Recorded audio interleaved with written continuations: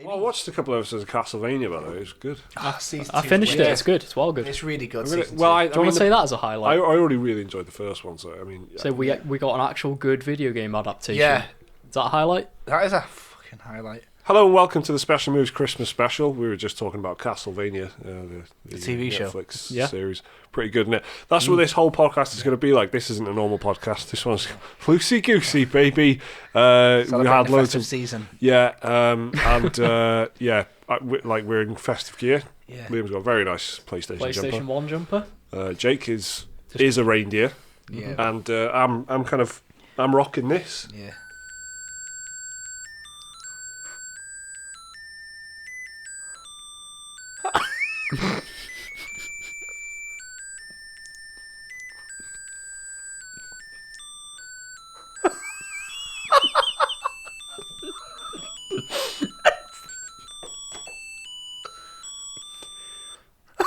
So that's what I'm wearing. Merry Christmas. I forgot it was that long. This is a Christmas special podcast. For those that listening to the audio version, that came from Mike's tie. Yeah. I've got a t-shirt. I've got a Santa t-shirt on. Yeah. Couldn't find my Christmas jumper. But it's also a PlayStation Christmas jumper. Yeah. So we would have been a bit PlayStation heavy clashing, yeah. anyway. Yeah, so probably for the exactly. best. So I'm wearing a Christmas If Santa you've never thing. seen the YouTube one, you know, you can find us on Special Moves on if you just search on YouTube. Yeah. Could be worth the visual for this one. Yeah, I mean, this is sure. the one where we made an effort, I think. Yeah, I thought this So- especially, like, I don't actually have this lying around. Yeah. Do you know what I mean? Yeah. Anyway, so So- it's nearly, is it nearly Christmas? Yeah, so this is going to be... Not far off. Yeah, this Christmas very, very soon. As in 2 days away, 3 days away. Yeah. How exciting. I love a bit of Christmas. Who doesn't? So I listen what- to a lot of Frank Sinatra, and it's been getting me into Christmas. Not by choice. It's just it's on in the lobby at work, and so I'm a lot more into the festive spirit. And I watch the Beatrix Potter, Nice. and that gets Do me. you know what? Taylor of Gloucester got me well into Christmas. That. Kurt Russell's done a Christmas film. Yeah, That's no, big it's- news, It's on man. Netflix. I've actually watched a bit. Yeah, And everyone's going, it's all right. It is pretty good. Of course it's all right. It's got Kurt Russell in it. Yeah. So this is the Christmas special, as I've now said 7 times. We're going to be just kind of reflecting on the year, I guess. The highs, the lows, the middles of 2018. It was a big year for gaming. Good kind of strong start in terms of Oh yeah. games and that. Yeah, so this is something that we've seen lately in the gaming sphere. We've seen January, which is normally quite a sad sack of a month. Yeah. Bit of a piece of shit. It's now the new hotness. It is because pretty much because of Capcom. Yeah. Do you know what I Yeah. mean? They've actually somehow managed to own a month and make it the in thing, and so they did it. The year prior with Resident Evil 7, which, Yeah. believe it or not, did well Mm-hmm. because a lot of people doubted it. Good game. And then Very this good year, they flipped out Monster Hunter World, which is Monster Hunter's big jump back to the big screen. The home console. It's been on portable for nearly a decade. Yeah. And then They brought here it we to go. the living room, and it's insanely popular. It's like It certainly is. brings Monster Hunter to a new audience in a big way, big way. Absolutely, PlayStation's got a huge install base, but that's not the only place. It's also on Xbox and PC. Yeah, it came out on Yeah. PC in about October, I think, Yeah. something like that. Yeah. So it's a very big game now, a very big success for Yep. Capcom for sure. Still getting updates to this very day. In Yeah. fact, it got a Christmas update on Yeah. the... I can't remember when, but Around yeah. Christmas. Around Christmas. Yeah, The safe festive bet that, innit? update. Yeah, exactly. Got a big Christmas update in July. It's yeah. Well, why not on it? Isn't it what I find interesting about this one? I played it and I enjoyed it, by the way.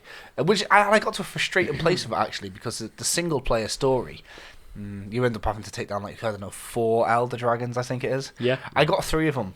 I got that wind one. I got Yeah. that one that looks like a lion. Yeah. Nergigante. Yeah. And I got some other one. It was like this plague one. I'm sure there's one more, and I Yeah. didn't do him. And I'm that far away from finishing it, and I just never ever Yeah. went back. You are literally at the last monster. Yeah. The And, very last monster. Yeah. you know, it was very, very cool. It's got that repetitive thing. I was playing as a hammer user, and I basically got what I feel was probably the best hammer at the time, from like the Black Diablos and stuff like that. Yeah. Maybe I'm chatting shit. I don't know. But my friend of mine, Kale, friend of the channel actually, Triceps. He is a Twitch streamer who's done incredibly well for himself this year, and a lot of that is on the back of Monster Hunter Yeah, World. he does a lot of that. doesn't he? You know, he's not a variety. I mean, he's branched out a lot more lately. He did Red Dead Redemption, Pokemon and stuff. But the thing to me that's so striking is that he was a big Pokemon player a couple of years back, made a lot of fans and stuff like that doing Pokemon. And playing only one game for so long, your fans expect it. So moving to another game is a big deal because you're essentially, you know, cauterizing your audience, you're burning them off. That's Big it. risk, isn't it? But luckily, I guess it's managed to kind of supply that amount of stuff to do and keep it interesting, like all the time. And he plays it for about 40 hours a week for nearly the whole year. Yeah. And that's only because of the He's strength probably of the quite game. good at this point, isn't he? He's very good. Yeah, exactly. You know, you might have. He's insane at it, and basically you can't. I was playing Monster Hunter. The Switch one, Generations, with him on the Switch at EGX, right? And I've never felt so much pressure to not be shit. Yeah, and I don't ever normally think about that. And I was like, oh my god, scarily good. But that's something you can't do with every game. Yeah, a lot of games normally involve like procedural generation or stuff like Fortnite because it's different every time and whatever. So it's a game with long legs and a lot of staying power. And a lot of Monster Hunter games have done this in the past. They release new monsters over time. They release what you call G rank. Shit and they'll release a whole of a rank, a whole of a difficulty basically, and I think it was very, very, very strong from Capcom and a very big game for a lot of people. So that was January, near the end of January, and it was probably one of my more anticipated games of the year prior to release, and I had a great time. Fulfilled it. Yeah, it was a nice game. One of the first I got a 4K TV as well, like over Christmas last year, and 4K like HDR sort of thing, and it was like my first real game that I really put hours into on 4K HDR, and it kind of delivered. You know, it looks like cracking as well. Really nice game. So January is also the month of Celeste. Yeah, which big upset here. 25th of January, and everyone's going Game of the Year already. Game of the Year settled. One of the highest rated games on Metacritic, I think. Yeah, that's it. It's on everything. It is on PC, Mac, Switch, PS4, Xbox One, everything. Is it on Linux? Probably. Let's have a look. It's probably going to be on there. It's on Linux. So you got a controversial opinion, Jake, on Celeste? Shit. That's my opinion. Right, moving on. It's one of them where... Go on. I've played a bit of it. I've not finished it. I've not played a single second and of it. I can't really talk authoritatively on it, but I was kind of... When a game is received that good, I've said this before, but I always kind of go, okay then, impress me. Yeah. And then it kind of didn't really. The game's got to prove itself to you. Yeah, exactly. For me, when it's like an indie game, I'm very much normally on the side of what Metacritic's saying. They were having a right cry over What Remains of Edith Finch last year, as was I. And I always love it when an indie game smashes it. You know, laughs in the face of all this effort that everyone else has put in, making a little girl climb up a mountain. Yeah. But no, this one just for some reason. And you know what? I went in there wanting to love it. I wasn't there trying to be controversial and all that. This is what I'm trying to say. It's not like that. When it's like indie games, I want them to succeed. I play loads of them. Yeah. Moonlighter was better. And that is that. What else has come out this year? Dead Cells? Dead Cells is probably the best indie game of the year. Yeah? That's what and you know what? Like, out of all this year... Is that your honest take? Dead Cells best indie game of the year? I genuinely think that as well. Is it my favourite? No. But it's the best one, I reckon. And I've thought about this quite a lot. I think with Celeste, what it is like, sometimes when your opinion is almost, you could say, wrong. Like BioShock, I don't like it, but I know deep down there's more reasons to like it than not, and it's just I'm letting my feelings get in the way of the how you truth. feel about it, which is how it works. Yeah, but Celeste is like, I can't really find it to be that brilliant, and it gets this stupid like mental health issue twist in it. Don't care. I do not. Stupid mental health. Yeah, don't give it. No, but it's just like, I don't like it. It's a bit gimmicky. I don't like that, and it's funny how a lot of games are doing that these days. It was all psychosis. I mean, Spec Ops: The Line, shouts out to you, but you kickstarted this whole thing, and don't talk to me about Spec Ops. There's loads of great examples of it. There's loads of really bad examples of it. I don't think Celeste deserves the credit. It's a 7 out of 10 at best. So it's a very controversial opinion, and I get it. And if you Merry Christmas, everyone. Yeah. Fucking shouts out the Who's and yeah. I don't know. I definitely know what you're saying though. But it was really highly rated, and it was really early in the year. Yeah. I mean, I just mean at the time. It was January, and everyone was saying, "Oh, this is game of the year." It's like top 20 of the decade. Yeah, it's just crazy. Right? A little side note as well, just looking through the releases of 2018 here, and like there's so many games that have come out on the Switch. There are like every maybe possible, maybe, but even in terms of quality games that people have heard of. Yeah.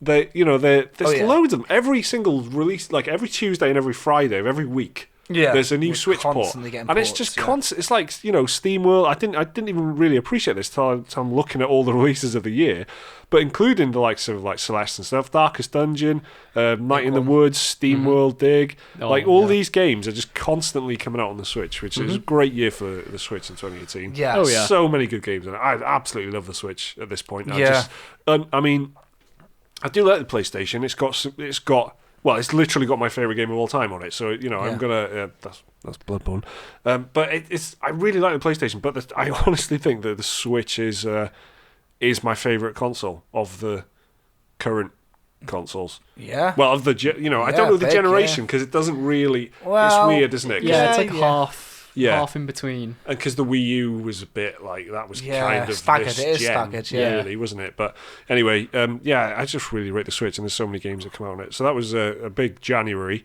Then February comes along. Any big games in February leap out at you? Because there were a few, but it was a bit.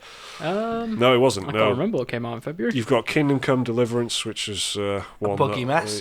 So I never played this. Again, I don't want to talk about that one because I just had a moment about Celeste. I don't want to moan about this as well. Let's move on then. Let's move on. Innit? Metal Gear Survive again. Let's not go into that one. I did play that, and it was not good. It was like it was. I remember you playing this, and I remember I've had a quick spin of it, and I was like, it was rough. It feels like a low point for the Metal Gear series for real. Yeah, if they sold it as like a £20 add-on or DLC for Metal Gear Solid 5, free to play, even. or not at all, would probably have been a better option given their reputation. Metal Gear Survive was not the most impressive game. We got Owlboy on the Switch. That's what's we got Switch. Again though. It's just part of the time. Bayonetta 1 and 2 came out on the Switch. That was great. Night in the Woods. So all in all, pretty good for the Switch. Yeah. Then March was the big month for me because there were a handful of great games, proper great games. Right, one that I think people forget about, but for me is still. I haven't played that much of it, but I had such a nice time playing it. What are you going to say? Vermintide 2. Warhammer Vermintide 2. Yeah. Or Warhammer Vermintide 2 as regular. We had a lot of good co-op times on that. It's a really good game. It was a very fun game, and I think this will be absolutely it's not forgotten about. It's not on consoles, is it? It's on Xbox One. Is it? Yeah. Oh, is it fully on Xbox One, or is it like? No, it's fully. It's on Game Pass, I think. It's not on PlayStation. Not yet. I think Microsoft have got like a bit of exclusivity on it. Good for Microsoft because that is a good. I'm pretty sure it's exclusive. on either the first one or this one's on Game Pass for sure. Okay. It's a great game. It's a really good game. Yeah, it genuinely is, and I think it'll be like thrown out. Like it's not going to win best co-op game and stuff like that, but it should be considered. It should though. It's very tight, and I think I think this has sadly been overlooked because it's the most fun I've had playing anything near Left 4 Dead. Since Left 4 Dead by miles. I think it's excellent, better than Left 4 Dead. I was going to say I prefer the setting more than Left 4 Dead setting. So for sure, the abilities and stuff make it really fantasy interesting. Fantasy bias, I call it. Well, classic case. It's really satisfying to play. March is you're gonna love this. Go on. March is the first time I had a nice video game smile, mate, and it was at Ni no Kuni 2. What's that? Well, I was playing Ni no Kuni 2, and I was just like, I fucking love video games. And you smiled. Yeah, because it's just nice, but not in a laughing way. You mean a literal smile or like a smile of the soul? A literal smile. Like, this is wicked. Like, Mario Odyssey smile, innit? It's like video games are really nice for me. Ni no Kuni 2 I'm glad I like this hobby. It was great. I loved it. You want to explain what it is? It's a kind of... Okay, so it's like a JRPG by Level 5, inspired by, but not officially with, Studio Ghibli or Studio Ghibli, if you're correct. Say things properly. Yeah, say things fucking for some reason, it is one of those words though where I just refuse to say it properly. Exactly, mate. It's not Ghibli, never. I say Ghibli. That's halfway there, but still wrong. So somehow also worse. Exactly. Yeah, exactly. Is it because it's giblets? It's Ghibli, innit? I don't know. Yeah. I think, but to be fair though, Ghibli's not even that good, is it? No, yeah, but you know what I mean. Anyway, their stuff is good. They're I'm going to call it Studio Ghib. Studio on the planet, yeah. And basically, they were defunct at the time. They're back now, Studio Ghibli, yeah. But at the time they were defunct, so a couple of the workers people there were on this. So like Yeah. Joe Hishashi or whatever, he was there. He did Composer, like the music for like My Neighbor Totoro, Princess Mononoke, Spirited Away, like the big ones. Yeah, he did the music for it, which is amazing. It's got these really nice cartoon graphics. It's got a very like the story is very like sort Silly. of legends, no like mythological sort of thing. Like However, a grand quest. For who is the gods. character? Who is the main character? He was King Evan. Who's who? Half man, half cat. Yeah, is that what you're gonna say? He's a cat boy. Yeah. Who has the cat kingdom with Ding Dong Dell?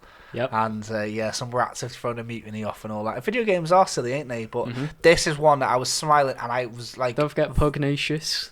Exactly. The music for all of it, brilliant. The first time you see the little higgledy things, Yeah. lovely. Just a nice heartwarming little game in it. Yeah. It's the equivalent of like watching a Disney film. You know what I mean? You know that it's aimed for kids and that.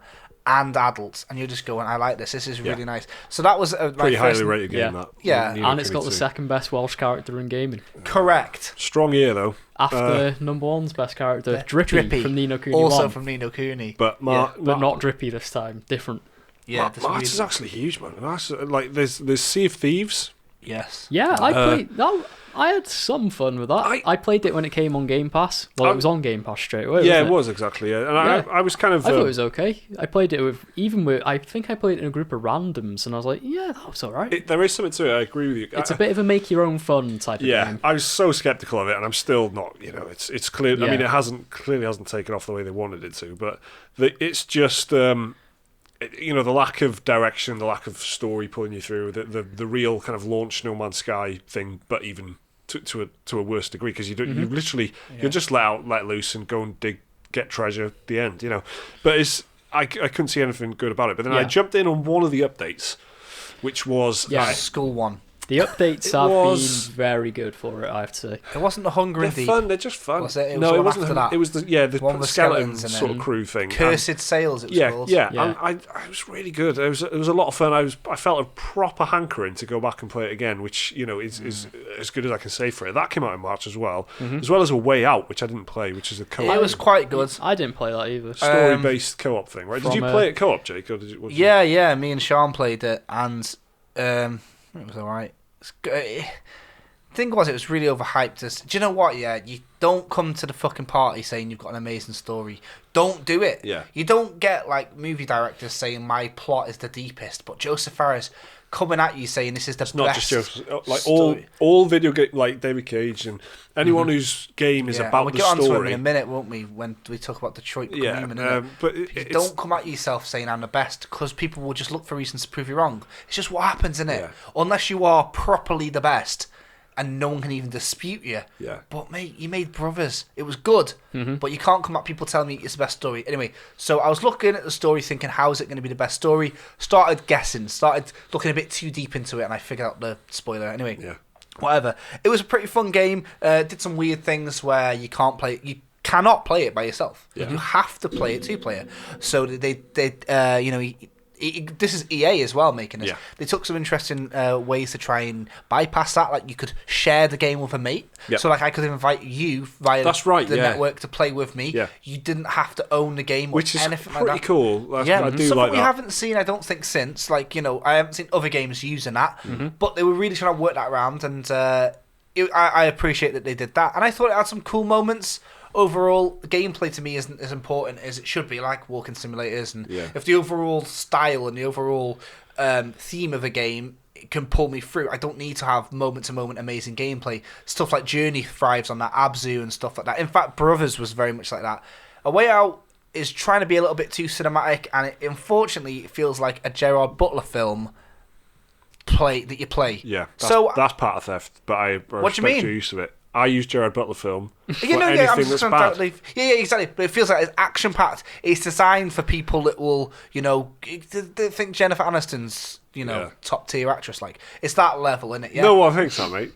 Yeah, I don't know, man. Let us know in the comments below. No, but you know what I mean. It's Gerard Butler. I don't film. want to. I hope like Jennifer's parents aren't listening or anything. But like, I hope they are. Well, that'd be a great achievement for us. Yeah, but just insulted Jennifer Aniston. Yeah, but Gerard Butler film is exactly the problem with that kind of video game storytelling anyway, because it's on the not only in this case, you mean it's action packed and it's a bit of a boneheaded story type delivery, right? But it's the focus on action and stuff. But when it's like, when it's been packaged as story based, no, it's like when the actual character like dialogue and the real spelling out of emotions and the real like obvious plot points and stuff, narrative beats and that. Yeah. They're in games all the time, even the games that people say, this has an amazing story. This is, it's like playing a film. Yes, it's like playing a film, a shit film. It's like no film would get away with that. And it would, but it would be like a Gerard Butler film. That's exactly the point I mean. Cause you see what I mean? How can I avoid it? You've put me in a trap. Yeah, I can't get out of it. It feels like a Christmas present that you buy from like Debenhams. You know, like that's the lads presents for the lads section. So that's a way out then, and that was on PS4, Xbox One, and PC, and it's just like one of these narrative games that the forced co-op thing was pretty interesting. But then we also had Far Cry 5 in March. Yeah. I didn't play it. I played a lot of it. It's worth a play. Yeah, it's worth a spin. It's worth a play. Yes. I haven't. I read the world was great. The characters were great. Yeah. But yeah, it was the ending seemed to attract a lot. The ending was horrifically bad. The ending was a Gerard Butler film ending. It wasn't even that way. It was a lame attempt to try and pull off a twist. It was. I was furious. I was like, this is. What are you doing? I wasn't furious. When I finished it, I was just like, well, that was shit. Yeah, I never played it again. I was so angry that anyone would think that was a good idea. And not only that, but they executed it and put it in the game. Like, you could see the writers of that game going, this will be the best ending ever. Yeah. It's like, no. It actually makes it intensely forgettable. Yeah. Because I forgot about that. I totally, but it's like I put it on my mind or something. Mm-hmm. But the ending of Far Cry 5 is dreadful. Yeah. Because there's multiple endings. There's 2 endings you can get. And if you choose the bad ending, that is technically better than the good ending. Yeah. And it doesn't make any fucking sense. It's a trap. Yeah. Really. You're better off choosing the bad ending because it makes more logical sense. Yeah. I had a nice time with Far Cry though. In general. The moment-to-moment gameplay was great. It was quite nice. I quite liked the setting in the end. It did kind of win me over, and the characters were pretty stupid, a lot of them. But it was like they were like very over the top stereotypes. But they were some of them were pretty funny, and some of them kind of worked. But you're not really exposed to any one of them for too long. Like you're with them for a bit and then you move on. The hunting, I'm surprised that you're dressed as a reindeer at the moment. Yeah. I was a big fan of hunting things. I skinned it. Do you know what I mean? That's too real. There's good animal. We'll talk about the good hunting game later. But I saw some crazy things and I played a little bit of it. Yeah. I did enjoy Far Cry Primal and Far Cry 4, of course. Yeah. But I was waiting for this one to drop. Like, I'll get it when it's £17. I said that about Nier Automata, and it hasn't dropped that cheap yet. So no, maybe $19.99. See, exactly, £2 and I'm there. Far Cry's another one. I feel like it's a game that I don't need to play straight away because I know what the loop's going to be. I know what it is. Yeah. The big disappointment with it was the arcade, which I was really excited about. Yeah. I thought the Far Cry arcade. They bigged it up a lot, and then not a lot happened with it. But even it does. It's still the idea still has loads of potential. Like having that, it's just like Far Cry 5 that had the Far Cry arcade thing, which is kind of their like GTA Online equivalent, where it was like, oh, it's in the game, but it's a different thing. Yeah. But all it was like a map and mode maker. Yeah. With like 10. But the idea was that you could make games that were like, it was a bit of a game maker in a way as well. Like you could make your own sort of scenarios up and stuff. Mm-hmm. And then with the DLC packs, the season pass, which on paper looked really good, like a Mars-themed one, a Vietnam one, and was it zombies or something? I think so. So you had like these 3 scenarios. So then not only would you get a story in the expansion, you'd get shitloads of map maker stuff as well, which is really good. But then it turns out that was actually crap. The story was made in the map maker thing itself. and they were really lightweight and bare bones, and it didn't really work very well. But I was really excited about that, and I kind of still am. Like I still kind of think that it should work well. It's weird because, like, you know, Minecraft and that, you heard of it, yeah?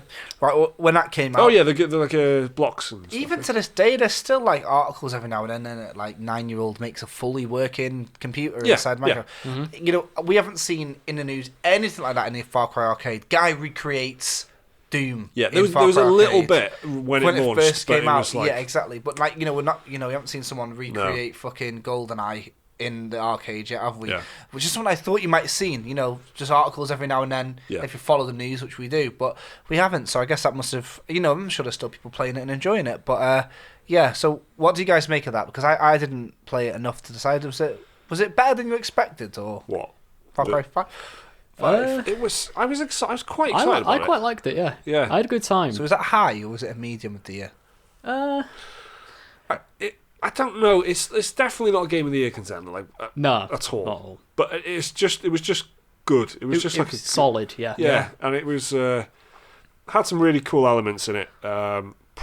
Probably just a good. If you it depends a lot on what you think of Far Cry generally. Mm-hmm. But yeah, it was a good game. Another kind of trend that was happening in 2018 that I think is interesting is Hellblade: Senua's Sacrifice. That comes onto the Xbox. Previously a PlayStation exclusive, right? So the Xbox is kind of starting to poach like PlayStation. So PlayStation's like got all these exclusives, and everyone's like, "Oh, Microsoft, where's your exclusives?"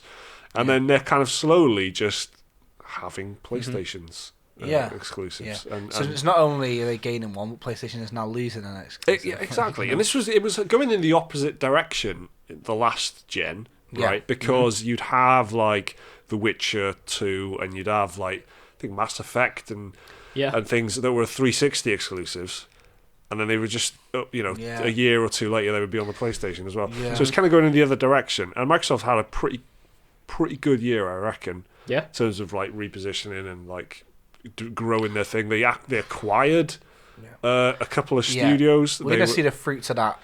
You know, it's long-term stuff, isn't it? Yeah, exactly. In a couple of years, right? But what they did was they sowed so many seeds, like this year, buying so many companies, and they are really, really, really, really gearing up for the next gen, whatever that may be. And I think this year, all the good stuff that Microsoft does over the next generation will be because of the hard work that they put in this year. Yeah, for sure. And at E3, I think it was at E3, they said they had Ninja Theory. They acquired like 5 studios. Ninja the people Theory. That made State of Decay. Yeah, Undead Labs. That's it, Playground Games. Playground Games, Compulsion Games. Yeah. Right. They made a new studio as well, The Initiative? Yeah. The Initiative, yeah. So there's like 5 new studios. And then because they looked, on paper, they looked really bad. When you'd look at Sony's first-party studios, they had like 20 or something, and then Microsoft had like 4 or 5, and people were like, "What are you doing?" And then so then suddenly they've just like really closed the gap like very quickly, which is exactly what they needed to do. They still haven't got as many as PlayStation. They got In Exile and Obsidian as well. They acquired last month. Yeah, which is Obsidian is huge, man. 2 massive RPGs. In Exile as well, of course. Yeah, but Obsidian as a currently in form studio. Yeah, exactly. Is because In Exile's kind of very experienced and stuff, of course. But haven't put much out this yeah, past decade or so. Certainly not. They've been a bit reliant on Kickstarter and stuff to get their projects going. Obsidian's held in quite high regard, I think. Absolutely. Pillars of Eternity's gone down a treat, and we'll see more of their next game soon. Which got announced at the Game Awards. So then the big one, right? The big one in April for me. Minute. God of War. Oh, okay, yeah. Now, this is a big game for arguably everybody in April, right? Massive game. Yeah. I'm going to say it now. Still currently my game of the year. Yeah. Probably mine as well, yeah. I had a really good time. I am inclined to agree. I haven't finished Red Dead Redemption 2 yet, by the way. But I don't know. It's going to have to go a long way to overtake how good God of War. I flipping loved God of War. God of War had like this good like old school feeling to it as well. Felt like old kind of classic. Felt like I was playing Ocarina of Time at times, and it was very Zelda-like. Wicked, man. It was so good. Great characters. Full of memes. It had all the ingredients of like a big cultural gaming moment sort of thing. Yeah. And it probably for me is the biggest gaming moment of 2018. No, God of War was very, very good. I played it an awful lot. I did pretty much everything. I almost 100%ed it, but got fed up with the collectibles. Yeah. But I did. Yeah, there's a lot of like little bits you have to go pick up or read a document or whatever. But yeah, I did. I spent loads of time on that game. It's good. I hammered it as well. I did something which is very unusual for me, and I played almost all of it. I did play all of it in like 3 days, which I never do. I never, as much as I enjoy something, smashed it, man. I was on paternity leave when it came out, so I played it, and I remember dying to talk to somebody about that big moment that happens in it. Yep. Oh my god! And I was saying, Mike's, and he's like, would text me saying, "I'm not even reading what you've just said because you were so worried about it being a spoiler." Yeah. And I was like, no, and he's like, "I'm not even reading your future messages until I've done it." I remember that. It's got one of the best moments of gaming this year, and Red Dead does have some though. Like Red Dead there's this one part when you're walking towards the Braithwaite plantation, and then you're all like, you know what I'm on about. I do, exactly that moment. Some of those Red Dead bits are insane, but those God of War set pieces, the dragons and the turtle with the graphics, that turtle bit, mind blowing. Honestly, God of War for me. But the moment though is so well judged, so perfect. Yeah. In narrative terms. Yeah. Perfect build up. Absolutely. Feels like a last resort. Yeah. It's amazing. The music. Yeah. Exactly. It's a perfect like symphony of like marketing as well. Like the marketing didn't give any of that. Give whatever that is. Yeah. They obviously were very aware not to spoil that. Yeah. Like, and they keep talking about the axe, and the axe is like, oh, the axe is this, the axe is that. The new weapon is the axe, and you just think, oh, it's an axe now. And then it's very hard to talk about without spoiling. I reckon that's game of the year.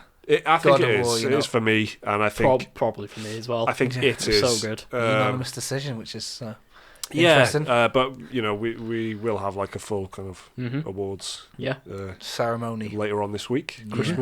Between Christmas and New Year, awards ceremony. I also have to quickly shout out Yakuza 6 came out before God of War. Song of Life, and that was fucking good. That was such a good game. Is that the last? I love that we were just talking about Game of the Year, and Liam was like, "There's something else here that might be Game of the Year potentially." We haven't touched on. For me, it's Yakuza. Well, speaking of good dads, Kiryu or whatever. Another good dad. Yeah. Well, and granddad in this one actually. Yeah. So double the daddage. Double daddage. Yeah. Double daddage. Yeah, it was just so fun. It was the first time Yakuza had their upgraded engine or whatever. Right. And this was literally like 2 or 3 days before, right? Literally, yeah. And I remember having to put it on the back burner to play God of War, and then went straight back to it. And it was just incredible. It was just fun. It was like gripping throughout the entire thing. Yeah. It was like a 40-hour adventure or whatever with loads of insane little mini games in it. Yeah. Karaoke. It's the best. Yakuza karaoke. Yeah. It's the special moves meme at this point. And that was out this year. And it had a nice finality to it because it was meant to be like the last in the character long running arc. Series in it as well. Yeah, so. It's not the last Yakuza game, but it's the last of this character. Yeah. Which is it's good. Another big month, April. Actually, we also had Nintendo Labo. Oh yeah, which was if you have forgotten, I have forgotten. I was looking at you like, what is that? It's Nintendo a cardboard going into cardboard. Yeah. Which is just genius. Like, how do you make cardboard interesting, man? They just they nailed it. They using the Switch Joy-Cons, all the motion controls. And you just try. You get a little cardboard thing, you cut it out or fold it and whatever, and then it becomes a piano or a little remote control thing or whatever. It's brilliant, absolutely brilliant. And that came out in April as well. And just Nintendo.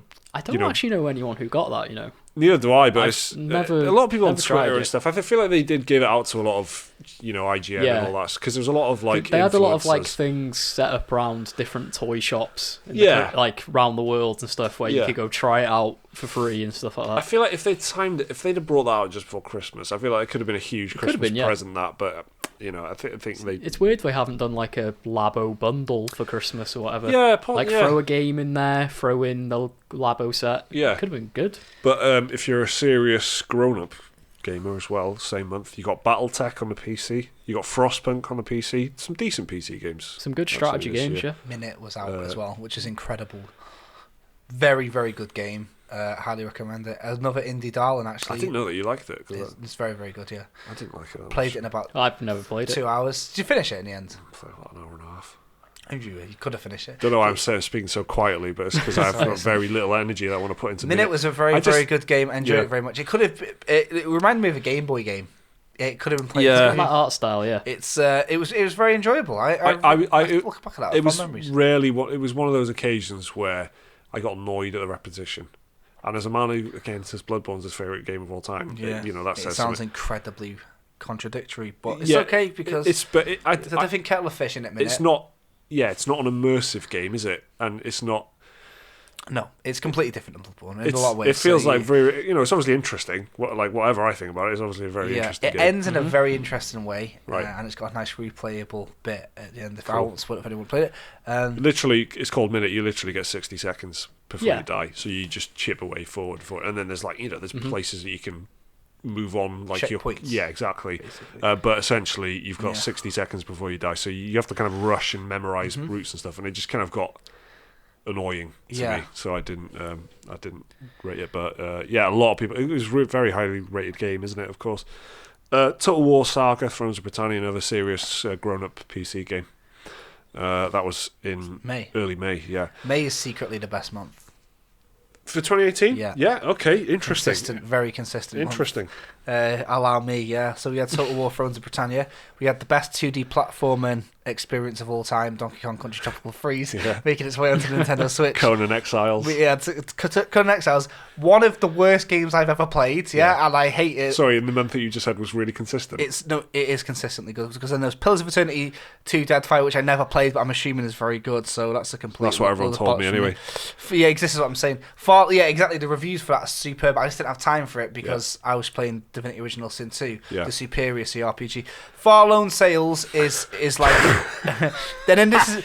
That sounds like so fucking like come at me, but you're talking about CRPGs. Exactly, and I actually don't want it from whoever's going to bring it at me, because they're going to come at me with some hard facts and probably a lot of detail, and they'll dismantle me, so I don't actually want it.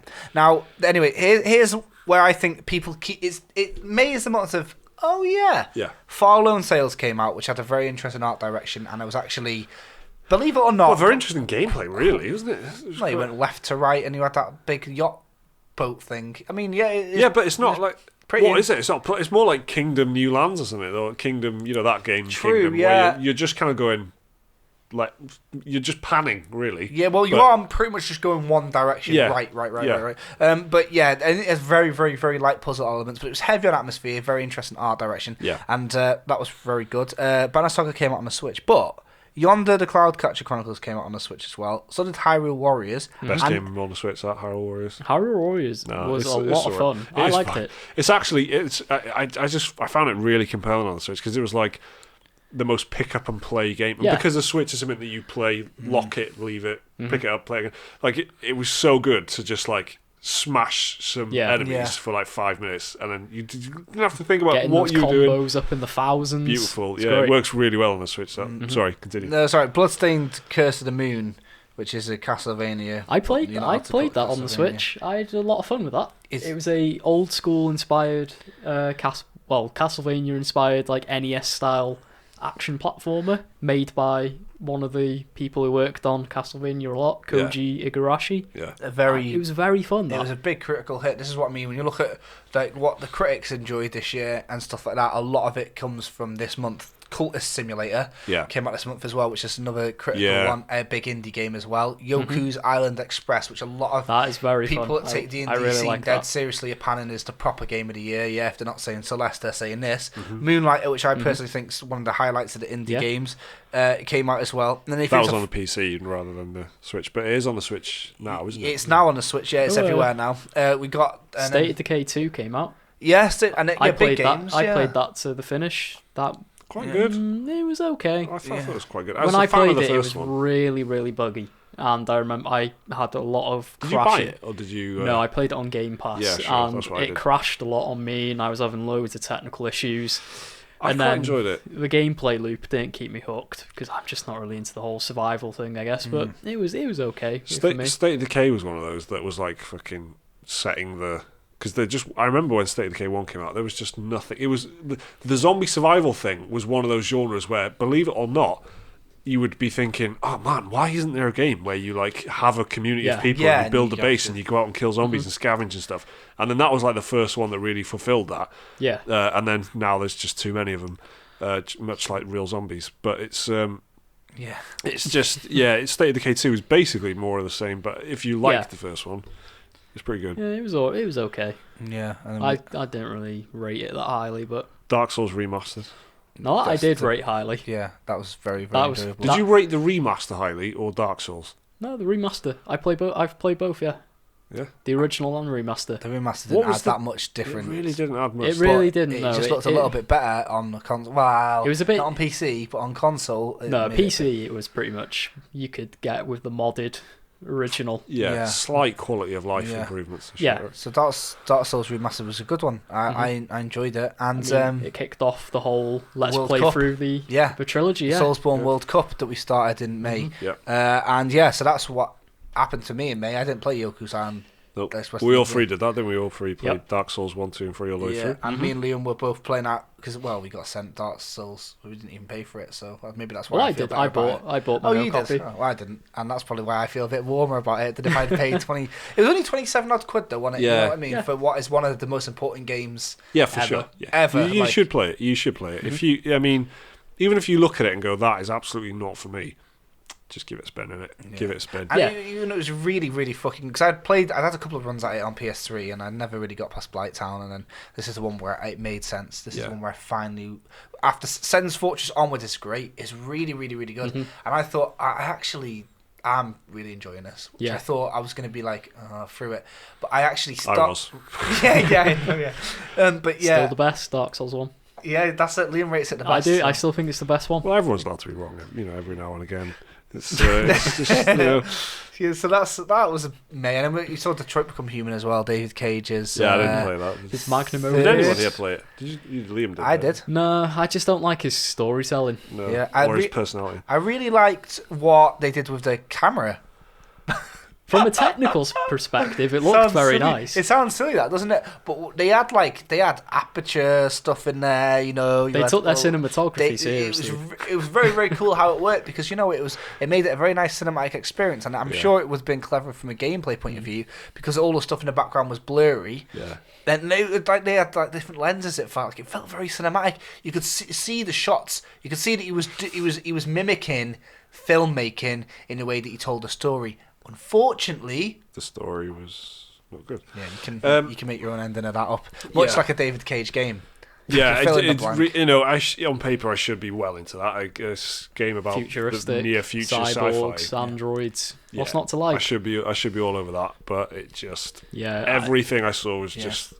Yeah, is there any? I'm just not. Yeah, you know what I mean? It's dialogue. All you need to say about Detroit Become Human is there anything more ham-fisted than a cyborg holocaust?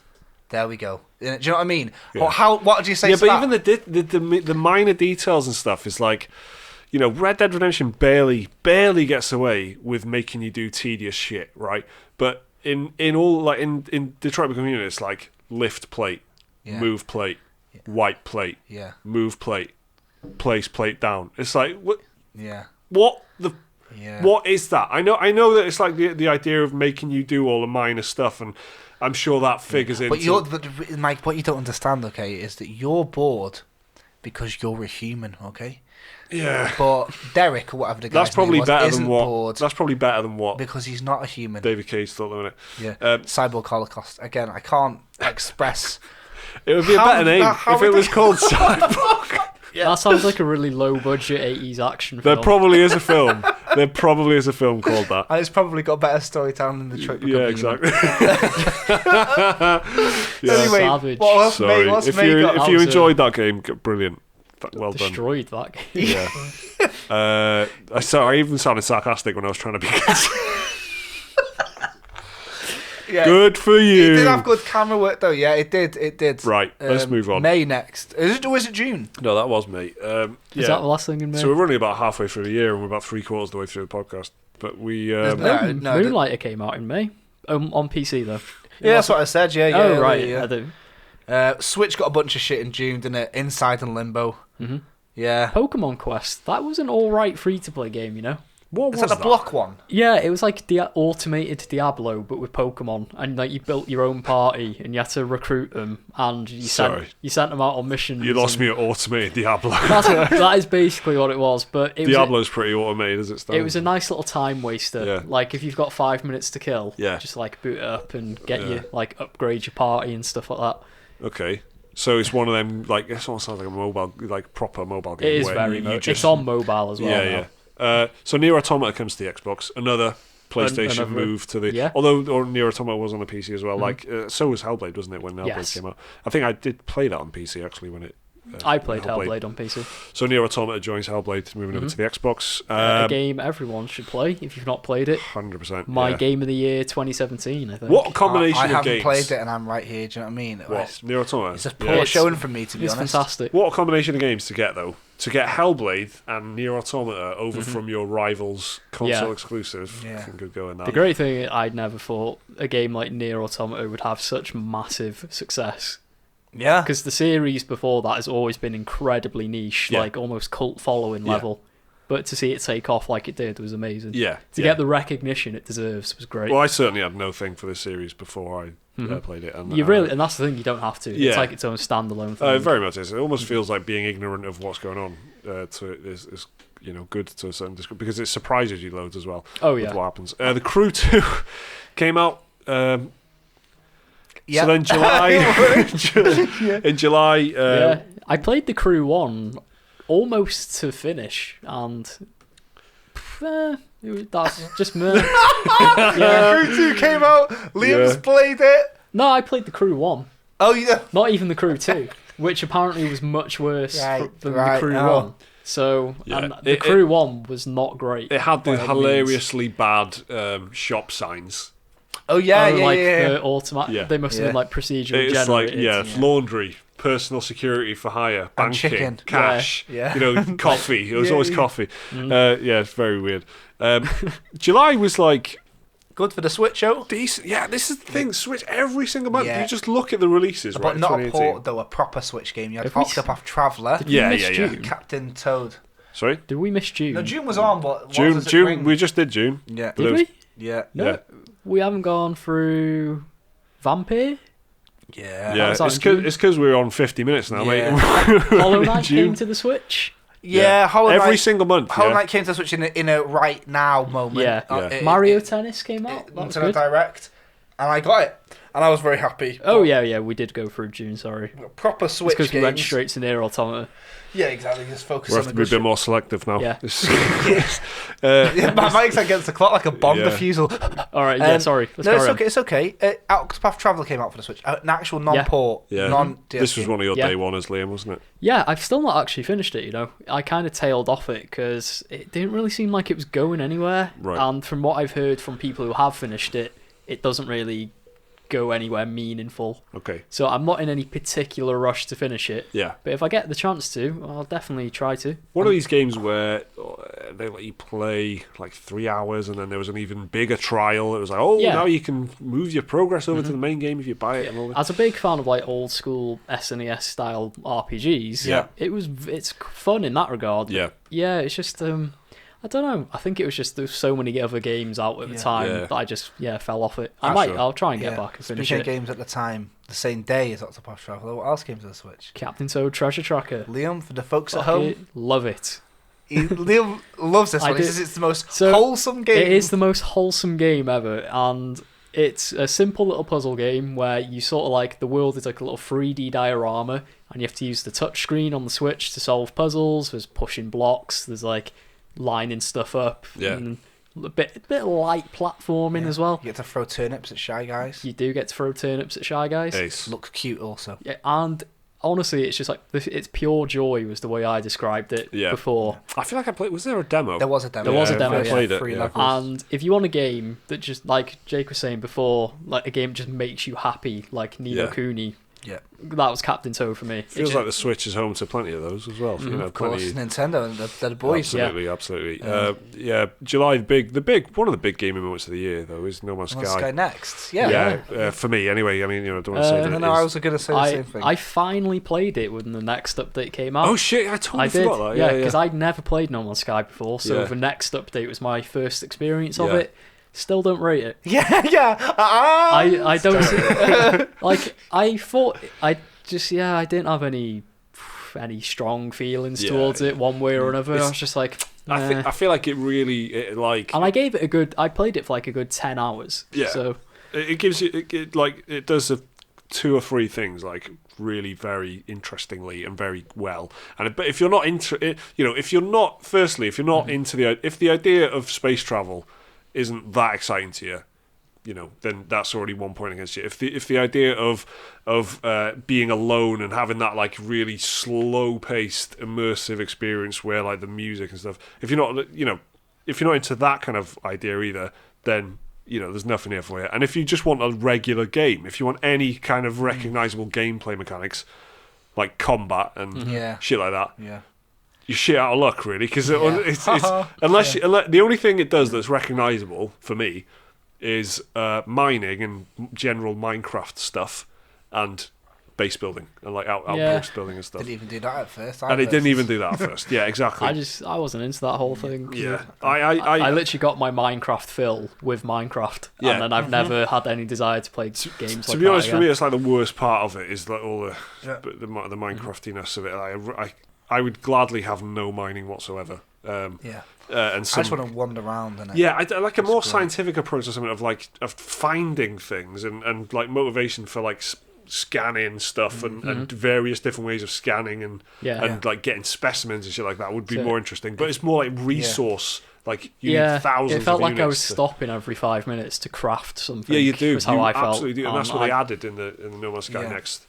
Big style, like the crafting and stuff was a big part of it. But regardless, No Man's Sky Next was huge for me. Like having the third person camera and stuff, completely game changing. I reckon. Absolutely loved it. Like the Xbox launch and combined with the next update, which all landed on the same day, almost felt like the same kind of hype levels as for general publicity and people talking online as when the game actually launched.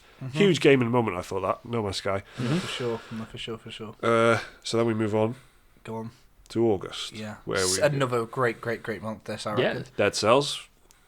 I've still not played that. No, neither fucking ace gameplay. All I've heard is like great things about it. Yeah. And it sounds like I'd love it. But it's a game that doesn't need, you get your hands on it for 2 minutes at someone's house or whatever, you know exactly what it's about, where it's going, and what it does so well. Like, honestly, I thought good luck to any game releasing around a Metroidvania style playthrough on the Switch after Hollow Knight. Good luck. And Dead Cells doesn't need luck because it's so fucking good. Yeah. And you know what, Kale, who I mentioned earlier, it's been in early access for ages, and he picked it up on Keymailer. Honestly, about 6-7 months before release, telling me to play it. I'm like, yeah, I'll get around to it. Didn't listen to him. Comes out, and I'm like, he's fucking right, So good. So good. Same day as Dead Cells, another game that I think deserves loads of credit. One of the best games I played this year, Overcooked 2. That's what I was going to say. Unfortunately, it came out the same day as Overcooked 2, so I couldn't spare a single second. Overcooked 2 is amazing. I highly recommend this to anyone that wants to, if you're listening, and you want to maybe just make a little purchase, you've got a little bit of extra Christmas bonus money, you got some family or friends around this week or next. There is no better party game. Yeah, it will honestly, definitely be on sale around this time. Yeah, pick this up on the store, Xbox or PS4 store, whatever you're on. It's on Switch as well. On a Switch store as well, and you'll have a whale of a time. Yeah. It's proper good. Yeah, there's absolutely nothing wrong with it, I don't think. There's as a casual game or as a game that you want to take seriously and try and be like try and master it. It's there for you. It's a great game Overcooked 2. And it can't do what it already does any better. There's no way it can improve on it. So for that reason, I have to say it's one of the best multiplayer games I've played in a long time. Yeah. We Happy Few is one of the more disappointing games of the year, I think. For big time for many people. A lot of mixed reviews. A lot of conversation, a lot of marketing, a lot of hype before, and it was one of these games that was in early access for God knows, Yeah, and then it this transformed. is its full release. Yeah, full release, And it was almost a different game, wasn't it? Really? Yeah, but it kind of changed gears. One of those games that changed gears in development, where they got picked. They were like, oh, the scope is changing, and then they partnered up with Gearbox and stuff. It was it was crowdfunded, but then eventually it's like crowdfunded, but it's being published by a major publisher, and then very convoluted road to release, and then it comes out and it's not even that good, really. Tail end of August, we saw some good games. The Birth of Special Moves, of course, your favourite YouTube channel and podcast, but most importantly, the greatest game ever made, Divinity Original Sin 2. The Divinity Original Sin 2 got the definitive edition and moved out to consoles as well, which is where I've been playing it. I've been powering through that again. Fucking insane. But I also really, really enjoy it. The more I think about it, the more distance there is between me playing it and thinking about it, the more warm I am on Donut County. And that sounds like the most ridiculous fucking shit ever. Yeah. But the more I think about it, the more that's in my top 10 this year. Easy. Easily top 10. I can see why. Not sure about top 5, but easily top 10. When a game is like simple and it just executes amazingly well, like Into the Breach or something, people say, oh, that's the best strategy game of all time. Well, firstly, fuck off. Yeah, Secondly, I can see why they'd say that, because it's a really simple premise, and but it nails what it's doing, really Donut perfectly. County has some laugh out loud moments, funny as fuck, and there was also that 2 Point Hospital. Played a bit of it. Yeah, I haven't Theme Hospital, spiritual successor. I haven't wanted to go back to it, but that's good. Can we please not forget Yakuza Kiwami 2, which was one of the first things I talked about on Special Moves. Was Yakuza 0 also this month, I think? The PC version was, in August. But you might remember from a very early podcast about my club management experience in Yakuza. The dadometer. Very interesting, that. And how I was trying to run a successful nightclub instead of playing the main story. I think that was your debut, your Special Moves debut, Yakuza Kiwami 2. Thank you, Liam, our Yakuza correspondent, for this. You're most welcome. Join us in September for another Monster Hunter Generations as well was on the Switch. That was good. It's actually been a very busy year. August was darn good. So then we get into the business end of the year. September. Spider-Man on September the 7th. I finished this. I liked it. I liked it a lot. It's been nominated. So by the time, it would have won or not won the Game Awards by the time this goes out, right? But it was nominated for... Don't ruin the fucking... What, the illusion that we're recording this ages in advance? It's a Christmas special, mate. Yeah, all right. It is December, though. Yeah, it is, It is festive season. Yeah, so what else do you want? Yeah. It's not like it's... Don't give it away. It's Don't July. We are recording this podcast a few weeks away from Christmas, let's say. Oh, my God. So Spider-Man was nominated for Game of the Year. It won't Year. win, so you know what I mean. Maybe it has though. By the time, well, I'm happy to look like a dickhead. But it's against God of War. And let's say it's got some stiff competition, like for the. Spider-Man's biggest downfall, even though I loved it, was it plays it too safe, I thought. Yeah, you're probably right. It's too open world familiar. It uses that very tried and tested open world formula that, the tried and tested Batman Arkham combat. Although, to be fair, to its credit, it did do it differently with all the gadgets and all the acrobatic moves, which was enough to differentiate it. Yeah. But it was still the sort of punch, dodge, like when the little symbols, stealth elements, even perch on a thing, web them up. Kind of makes more sense as Spider-Man because he's so acrobatic and he's got the webs and shit like that. And he is naturally stealthy. Yeah, he's a smaller kind of character and then Batman's obviously got this huge statuesque figure who's just crouching. So anyway, so Spider-Man was very good. It was very good game. And the DLC was actually surprisingly decent for it as well. I played through that. It was good. So it's a good start for September. Then big one for me, Wasteland 2, which I'm still playing, came to the Switch. Again, another month packed full of Switch ports that are just absolutely smashing it for the Switch. Shadow of the Tomb Raider. Now, I bought this when it came out. Yeah. And weirdly enough, I bought it with a 25% discount when it came out. Okay. Which says a lot about the prospects of the game, I think. Yeah, it flew beyond the week of release. I've not really heard many people talk about it. It's about $19.99 now, I think. Yeah, it's basically, if you've played the Tomb Raider 2013 reboot or Rise of the Tomb Raider, it's basically more of that. It's a very good looking game. It's a very technologically advanced game. Yeah. But at the end of the day, it was just more Tomb Raider, and I've about halfway through it, and I haven't had any desire to go back at the minute. Yeah. Yeah, it was very Tomb Raider. It was more like an not really an evolution on the formula, more like an iteration. I think one of the things that kind of gets me as well is that all of this recent trilogy of Tomb Raider games, they all have said this is the one where she becomes the Tomb Raider. But it's like, okay, I understand that the bigger picture is this trilogy is her becoming the Lara Croft Tomb Raider. It's like Batman Begins to The Dark Knight Rises. Yeah, it's literally... It's like Batman becoming Batman in every one of them almost. But almost, though, it's like Batman Begins, Batman continues to begin, Batman finally finishes beginning at the end, Batman starts. Yeah. So there you go. So that's Tomb Raider. Yeah, it was decent enough. September though, I like I was mentioning Wasteland 2. I'm still playing it, and it's the presence of Wasteland 2 on the Switch has kind of pointed out to me the fact, along with Mario and Rabbids, there really needs to be an XCOM game on the Switch. Very quickly, that needs to happen. So, any other picks for September that you guys really enjoyed? What else came out? Crosscode came out from early access. That is another like indie darling. Right. If you've ever, it's like I've not heard of that. It's kind of like Legend of Zelda: Link to the Past. Okay. With a bit of bullet hell in there as well. And I know it sounds weird, but it is a very, very fun. That sounds like a bit of bullet hell. Legend of Zelda: Link to the Past, and a bit of Tetris, and maybe a bit of Mario Kart. Well, more on Tetris in a bit. with a bit of bullet hell. It's a historical documentary about the Roman civilization with a bit of bullet hell. So now we've added bullet hell. It's like it's just it's like a love letter to SNES games basically, right. And it is the amount of support it gets is ridiculous. Like from the developers. Literally, if someone reports a bug, it's literally fixed within like an hour. Yeah. Whenever I go on Steam, it's constantly updating with new content, bug fixes. Yeah. It's amazing the support it's getting. Oh, that's good. That's very good. And it finally came out of early access, and it is a very fun game. October was a huge month for AAA games, right? So Forza Horizon 4 arrives on the 2nd for PC and Xbox One. Yes, I really like that. A bit of Cars, etc., which is set in Britain, isn't it? Like open world Britain. It is. Bit of an arcade racer, though, isn't it? It's like it's more like Coventry and Edinburgh put together is more than Britain.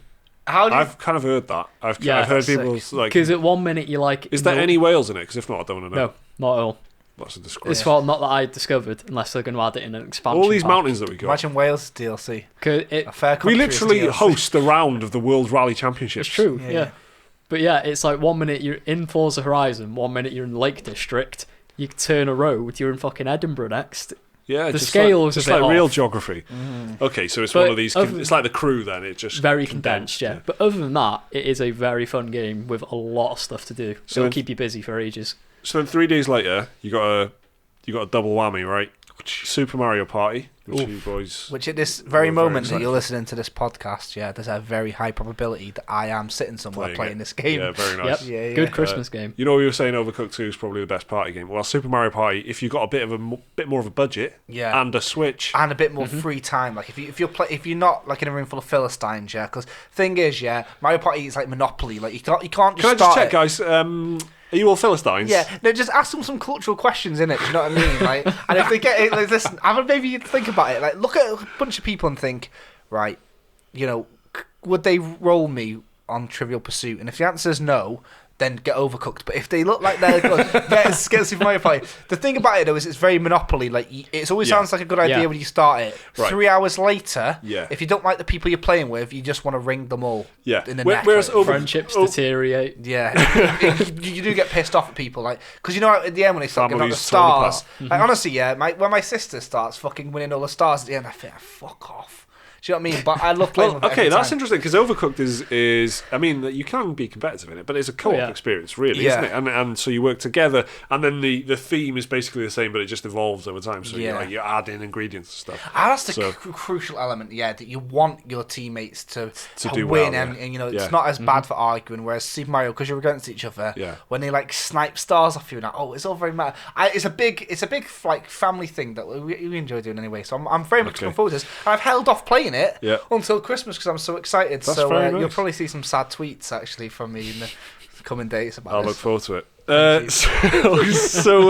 the same day we get Assassin's Creed Odyssey, which I finished, and that's that's on I don't know PC, if the podcast PS4, has heard enough about you and Odyssey, but I feel like that's the best story arc we've had this year. Well, I just kind of feel like it was just like these big. I was trying to, you guys get through a lot of indie games and stuff, and I just knew no one was going to get Assassin's Creed Odyssey, and I just felt like we needed to talk about it. But I felt like it should rightfully be me to do it because I knew. He was going to get caught and whatever. Yeah. So I played Assassin's Creed Odyssey. I was not impressed with it.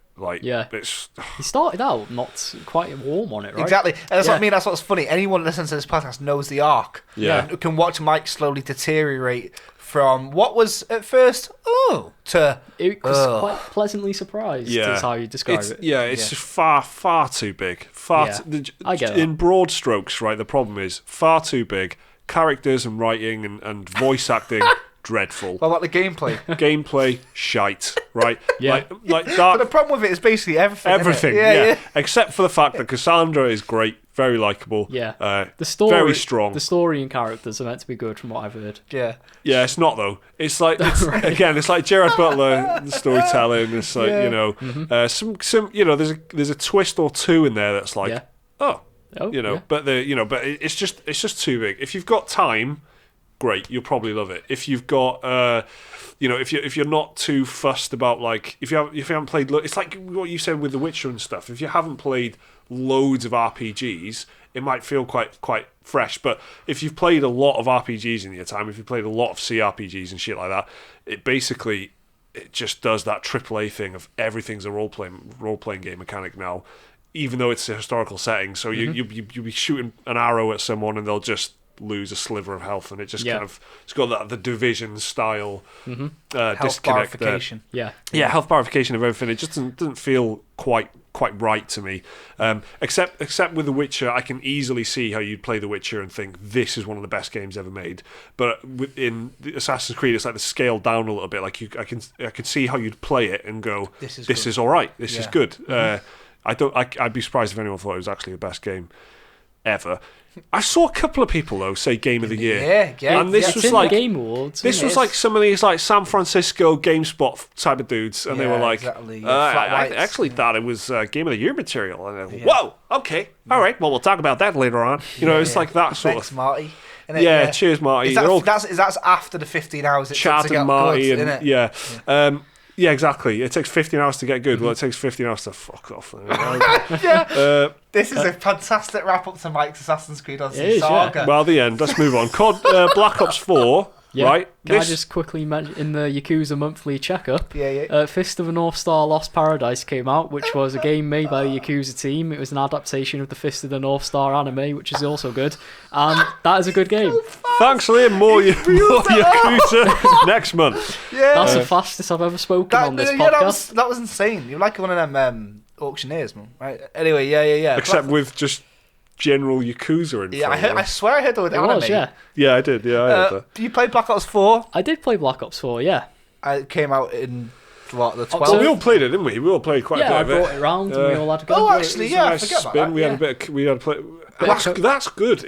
Call of Duty fulfills quite a basic, bread and butter gaming thing of if you want to play some military co-op sort of stuff or just really light kind of multiplayer stuff. It's quite good for that. You just bring it around. Liam brought it around. We installed it, and we played split screen stuff. Really, a rare thing, isn't it? So it was fun. Yeah, it was a fun time. Yeah. No single player, of course, in Call of Duty Black Ops, but you didn't really miss it, did you?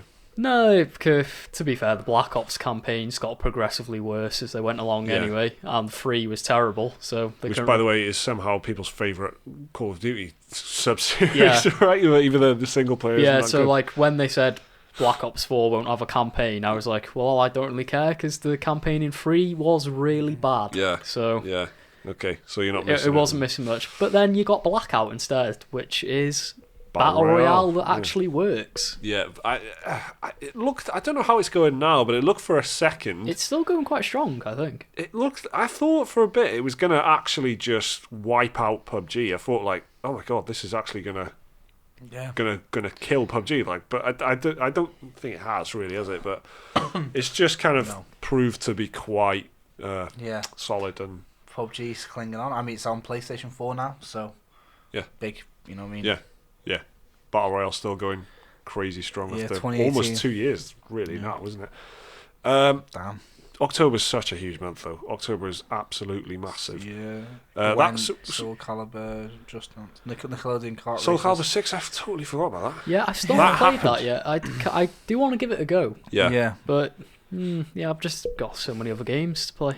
And then Red Dead Redemption 2 is near the end of the month, the 26th. Near the end of the month, it does kind of clear up a little bit because everyone's afraid of Red Dead. Yeah. We've talked so much about Castlevania it. came out, the collection. That's good. Rondo of Blood, Castlevania Requiem is it called? Yeah. So Red Dead, that's on the same day as Red Dead Redemption 2, but I guess it doesn't really matter, does it? It's not really competing as such, is it? Exactly.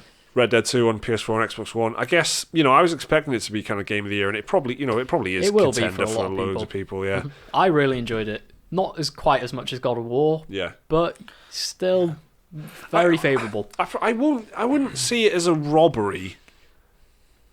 This is a robbery. If kind of 5 years from now everyone was still talking about Red Dead and not God of War, I probably would. I can understand that. Yeah.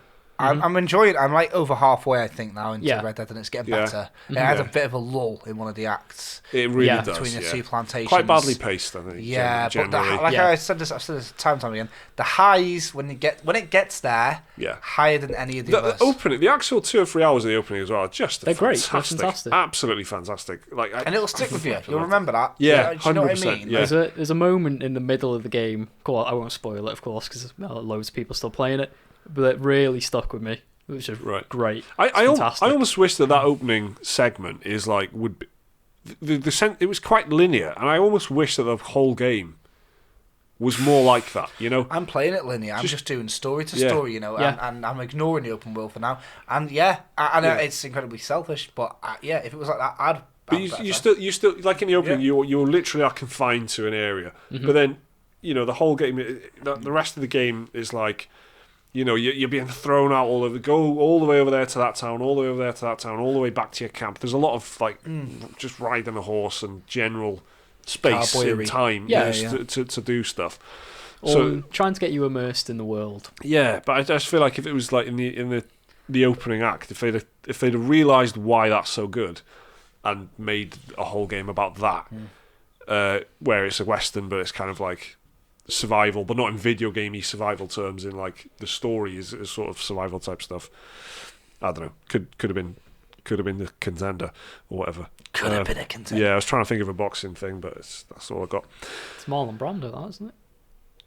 But he was quoting someone else, wasn't he? I don't know. Anyway, that's not fun. Hitman 2 comes out in November. On November the 13th. Doing very well for itself. Very favourable reviews. I hope by the time this podcast goes out, I have got Hitman 2. I've got such a big hankering to play it. The more I see of it, the more I'm interested in it. Yeah, I keep seeing just people on YouTube playing it, and it looks so fun. People having fun. Exactly, people are having a lot of fun with it. Yeah, that's it. And that's what games are for, really. They're not moaning about it. They're not talking about, the issue with the bag. They're not talking about anything like Which sounds like a made-up thing, but it's not. Because on November the 14th, Fallout 76 came out. Yeah. Yes. That's the next day. To absolute... to thunderous disappointment. And you know what? On top of that, not only did it get an absolute slamming from the public, let's say, and critics fucking railed it. It got like 40 on Metacritic, which for a game with that budget should be impossible, right? Yeah. Anyway. Yeah, because if it's below 50, the consensus is that means it's not functional properly. Like, a 5 is... 5 is it's incredibly average, but it works. I think 5 is... what I've heard before, which I completely agree with, is bottom 5, 1 to 5 is like, how well does it work? And 5 to 10 is, how good is it? Okay. Because you could have a crap game that works, and that's a 5. Yeah. Or some of that's down to taste, right? But when a game's broken, it's not down to taste. And that's why people always ask, why don't you get scores lower than 5? Well, because the first 5 is for like functionality. Does it actually work? Which is not a thing you need in movies, because movies generally run from beginning to end without problems. Pretty much. So it's just a pure quality spectrum. Yeah, exactly. Whereas this is like functionality and then quality, which is a good way of thinking about Unless it. So the projector breaks halfway through. Yeah, exactly.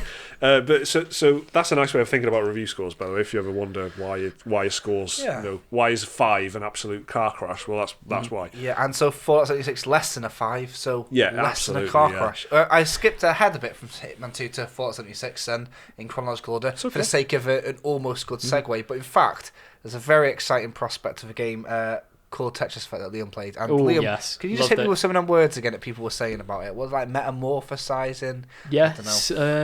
Well, off the top of my head, metamorphosis. What else? Spiritual cocoon. Spiritual cocoon was something I genuinely read. Someone had describing the VR mode. That's they said it's like being in a cocoon of spirituality is what they actually said. Oh dear. Like I just paraphrased to spiritual. I bet cocoon. it's just got really good music, and that's it's got really good music, really good visuals, and surprisingly addictive gameplay. Yeah. Because that's why it's called Tetris Effect. Yeah. Because Tetris Effect is a real thing where if you do something repeatedly, it literally sticks with you, and you start like seeing it in the corner of your eye and stuff like that. Right, okay. So it's like your hypnosis or something Yeah, almost. it's like if you play Tetris for hours on end, you literally just can't think about anything other than Tetris blocks. Yeah. And you can see them like arranging in your head and stuff like that. So that's a game about that. It is. It's very good. Go play it. People love it. Through the medium of Tetris. Yeah. So therefore very meta. Yeah. Metamorphosis, yeah. Definitely Indeed. in my top 10 games of 2018, you know. Big, okay. And the reviews Back it also up. indicate that. They do back it up. Yeah. Spyro Reignited Trilogy came out, which is no small feat. Very light. Exactly what you were very imagining frothy, it to be. very exactly nice. what you remembered, but with some prettier visuals. Incredibly playable. Very nice, relaxing Fun game. for all the family. We got Battlefield 5. Yeah, I had a lot of fun with Battlefield 5. Yeah, I enjoyed it a lot. I actually really like the multiplayer. Single player is trash. Yeah. Single player is very bad. Liam's got the platinum. By the time you're watching this, I did I'll have the platinum it as well. It's I will not. You have had a very bad run in with it, and well, not Well, I'm not a platinum kind of guy, really. I don't know if you can see it. It's literally there on the shelf. Yeah. So do you know what the disc is? It's in the bin. It's not really. No, it's not really. I ate it. Not really. We played it yesterday. I just want to quash these rumours right now. Yeah. So Battlefield 5 is good, but the multiplayer is good. The multiplayer is very enjoyable. Yeah, I really enjoyed it. Really is good. All right, at the moment, I cannot. I had a lot of fun. I cannot push as far as very good at the moment on the multiplayer. Single player, I was. I angrily don't mind hated. if I caught you there. Single player is appalling. It is appalling. Yeah. It is dreadful. The single player of Battlefield 5 is absolutely appalling. And I apart from the unintentional comedy of Billy Bridger. If there is if there's an like award for worst campaign, this is going to be up for it, isn't it? We'll have to see at the awards, but do you know what I mean? Yeah, if we end up doing any kind of Razzies type thing, Battlefield 5 single player is fucking bang up there for it's shocking definitely a nominee. Worst moments in gaming of 2018. Multiplayer is quite good. It's just the maps. There are more maps where I kind of go, oh, this one. Then I go, this one. Yeah. There's a couple in there, like the Twisted Steel or whatever it's called. I think there's only Twisted one Iron map I don't like in the entire thing so far. What is it? Which is what? It's Hamada, is that what it's called? That big open desert one. with the bridge and the ruins. Yeah, I hate it because it favours snipers a lot and they just hide. I feel like that's not even the only one. I feel like there's 2 maps. That's the only map I don't like. The rest of them I quite enjoy. Narvik is probably my favourite, you know. Yeah, Narvik's really quite good. map. I can see why they put that in the beta. I can see why they put that in the beta. That's probably my favourite map. But I actually prefer the Twisted. What's it called? Twisted Steel. Is it Steel? Yeah. Right. Twisted Steel, the one with the big bridge down the middle. There's loads of countryside, loads of little trenches, like France, Belgium, Germany. Yeah, there's lots of room for every type of player in this map. I really like that map. It's a game that's ongoing, quote unquote, because they have added a lot of things in since launch already. The final war story should be in there. But again, though, this counts against it for me because it feels piecemeal. It doesn't feel like the game. It feels like they've just got the game out and then they're finishing it afterwards rather than adding to it. I don't know how It does feel like it could have benefited from a few months longer development. That's exactly what I said. Instead of trying to go for the Christmas sales or whatever. Yeah. I did a bit on it in one of the Thursday shows. I said exactly that it was delayed as well, which makes you think that they've just about squeezed it out. You know, in a so to get these Christmas sales. Yeah, that's exactly it. Yeah, because if you release it December the 6th when they finish their campaign, then that's after payday, that crucial last payday. Yeah.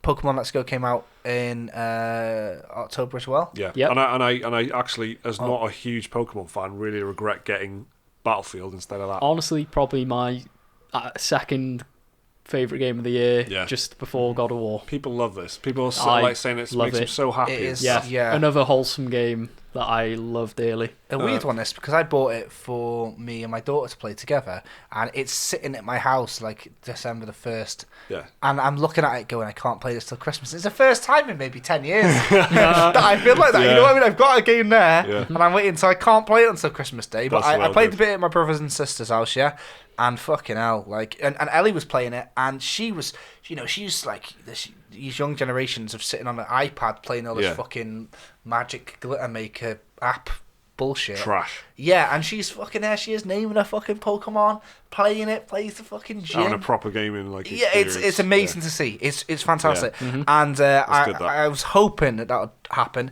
and the fact it did was wicked. So yeah, I'm very much looking forward to playing that. And hey, the people I know playing it, Liam and Kale, and Dan all smashing it. Yeah, a lot of chat on the internet as well from people just having a nice time with it, not even going, "Oh, this is a game of the year." They're just saying, "Ha, this bit's great. Look at this, what I've just found. Look at this thing I've just having a nice time with." Loads of people go mad when they find a shiny.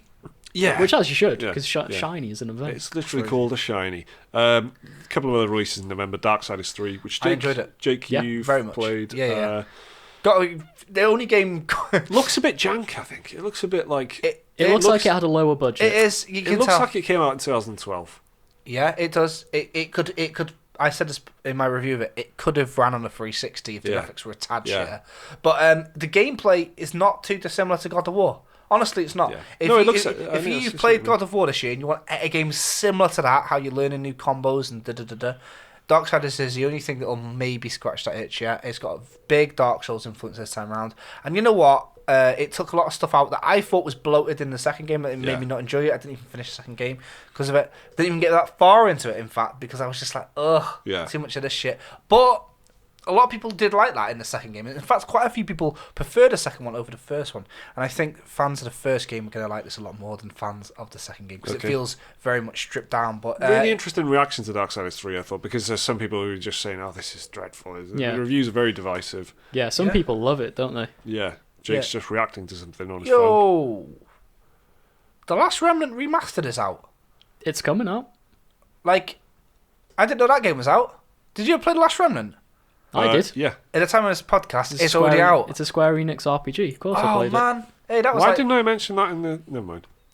Yeah, that's out. I meant... what the hell? Yeah, that's... The Last Remnant was really, really good on the 360. PS4 release as well. That's so weird. How much? I wonder how much that is. Yeah, Square Enix. So that should give you some clue as to when exactly we're recording this podcast. Sorry. It's a very unique JRPG. I'll give it that. Yeah. Yeah. Oh my god. Oh, Warhammer Vermintide 2 is on the PS4. Yeah. On 18th of December, so just before Christmas. So sneaking out on there just before there Christmas. We go. So then it's on all the platforms and so it's Battlegrounds on PUBG's coming to the PS4.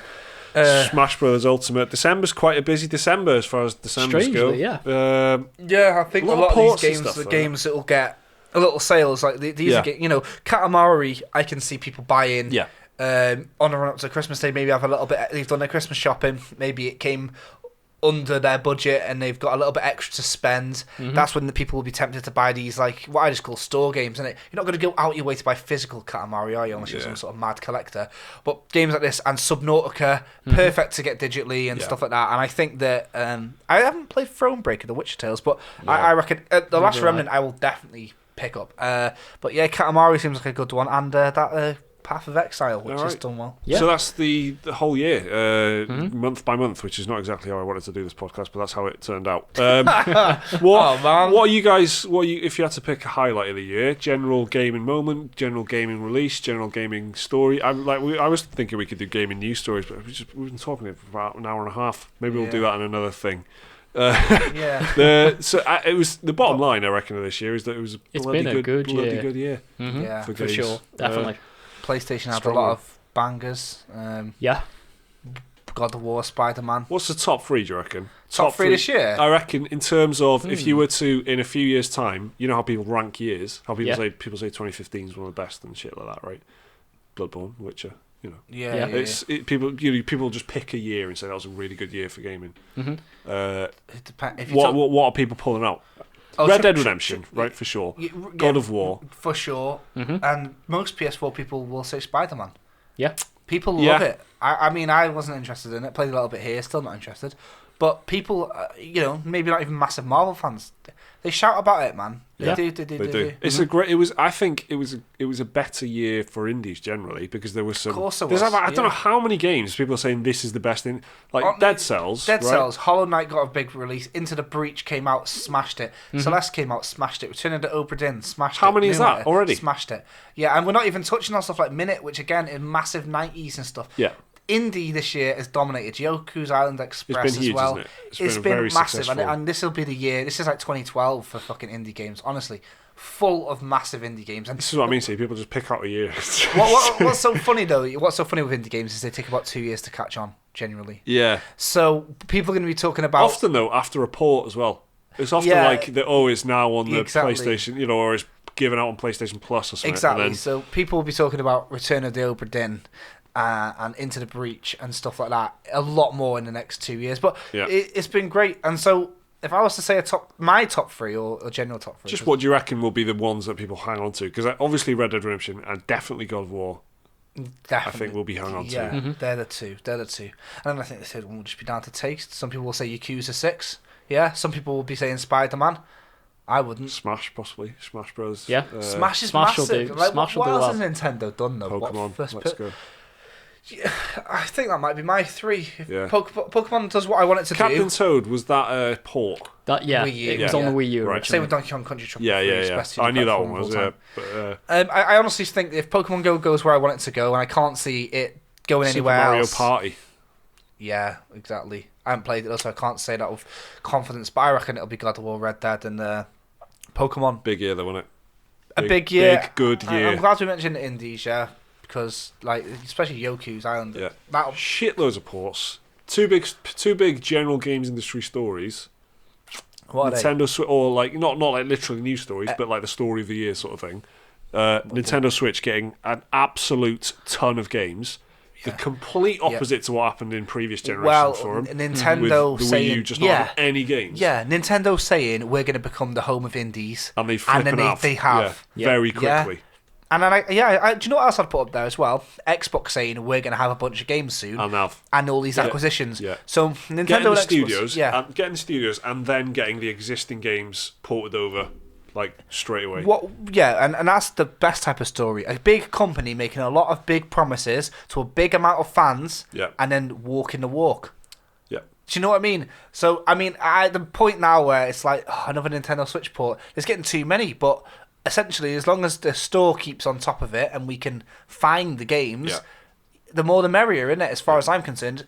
Maybe that's what I'm hoping for next year. Yeah. A bit more refinement in how you search and shit like that. Yeah. Hopefully they don't completely fuck it with a Nintendo Switch Online, It does need an update. Yeah, you're totally right. It does need a big update. I feel like the sales need to be a bit better as well, because there's constantly sales, but the things that are discounted are usually not very good. Mushroom War Kingdom 2. Yeah, exactly. There's just 12 games that are just permanently on sale, which is very Steam-like. As far as the third game goes for the top three, right? Oh, yeah. Hitman 2, potentially. I can see it, I can see it maybe happening. I haven't played it myself. Not even talking about Battlefield 5 as a multiplayer, easily up there, I reckon. I reckon Destiny Forsaken's got a chance as well. People, because that for comeback How has it done yeah, that? That's right. There's so many. Just looking back quickly over all these releases now, there's so many ports and so many things. Like there's so many games moving around these days as well, which I really like.